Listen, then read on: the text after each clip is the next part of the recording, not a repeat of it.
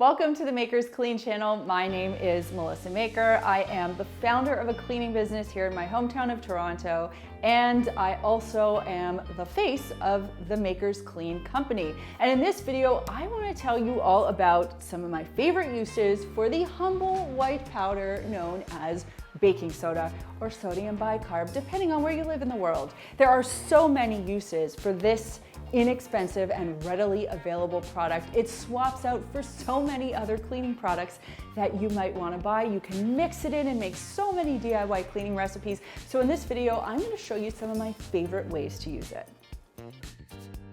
I'm not going to admit on camera when the last time was that I cleaned my hairbrush, but let's just say it's not within the generally recommended window of how long you're supposed to let your hairbrush go before you clean it.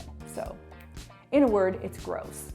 The way to clean your hairbrush, and this goes for plastic hairbrushes and combs. If it's wood, we've got to talk about that separately. We're just dealing with plastic right now. So here's what you're gonna do. You're gonna fill a bowl, let's say 2 cups with warm water. To it, you're gonna add 2 to 3 tablespoons of baking soda, and I like to add a few drops of tea tree essential oil as well. I'm gonna mix this up with a cleaning toothbrush. Next, I'm gonna pick out all the hair, which isn't the most attractive thing to show on camera, but someone's gotta do it. Once all the hair is out, you'll notice there's probably some residue left behind. Now, if your brush is hard plastic, you can actually soak it in that bowl for a good period of time. If it's got one of those pads on it, I don't like soaking it, which is why I like to use the toothbrush and just start scrubbing from the get-go. Either way, hard plastic or comb, you can soak it and then scrub it off with a toothbrush. If it's got that pad, you're just gonna do the scrubbing with the toothbrush. So dip the toothbrush into the solution, start brushing the brush. You wanna remove all of the residue, both from the pad, the bristles, and the sides of the brush. Then you're gonna give it a good rinse, and then I'll let it air dry.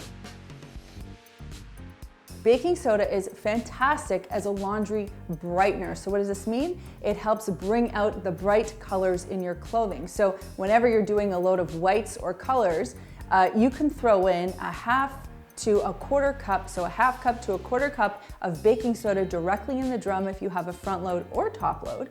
And what that will do is it'll just help bring out the colors in your laundry. Now, the other thing that it does as a side benefit is it helps deodorize. So if you have a particularly smelly load of laundry, you can throw the same amount in and you'll see your stuff will come out and it will smell nice and fresh. It won't smell like anything perhaps aside from the detergent, but what the baking soda does is it helps to neutralize those odors. Baking soda serves 3 main purposes in cleaning. The first is it's an abrasive. The second is it's a deodorizer. And finally, it's a brightener. So you can see how it already has so many different applications. Going back to the first application, let's talk about how baking soda can make your sink sparkle, no joke, like a diamond. If you ever go into someone's house and you see that they have an absolutely perfect sink and you wonder what their secret is, let me just blow it for you. The secret's baking soda. Because it has the ability to provide a mild abrasion, which means it can scrape dirt off a surface, even dirt that's very fine and hard to see, it leaves nothing behind on that stainless steel, so that when you rinse it clean, all you have is a beautiful, clean shine and polish. So here's what you have to do. Sprinkle a little bit of baking soda into your dirty sink. Then you can take a dish wand or a cloth or a sponge, get it wet, put a little bit of soap on there, give it a nice scrub. I like to work from the top to the bottom, almost in like a circular motion so I'm not missing anything. I get right down into the drain, give it a couple of scrubs there. Then I turn on some warm water, give everything a rinse, polish it up, and I promise you, your sink will blow your mind.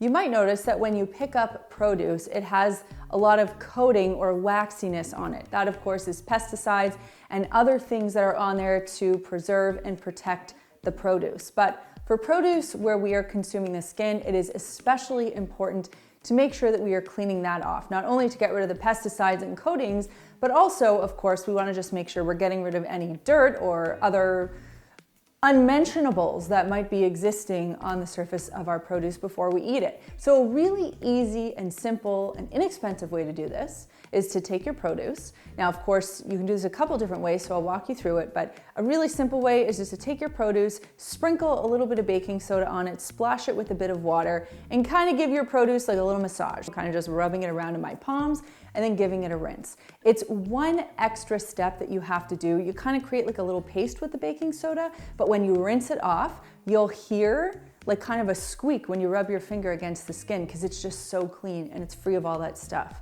Now, if you have a lot of things, or if you're doing something like grapes or berries, you can do this instead. You can take, let's say, a tablespoon of baking soda, add it to a bowl filled with water, mix it around and throw your produce in there.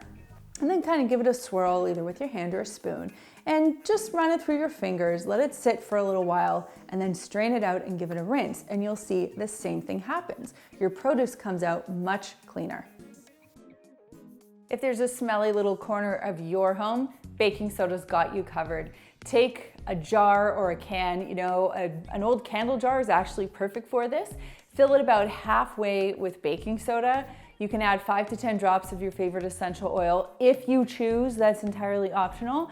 And then just stick the little container in the smelly corner and leave it. Baking soda is amazing at just absorbing and neutralizing odors, so it's a set it and forget it type situation. Those are just a few ways that I love using baking soda to clean, and I'd love to know in the comments down below, what are some of the ways that you like to use baking soda to clean?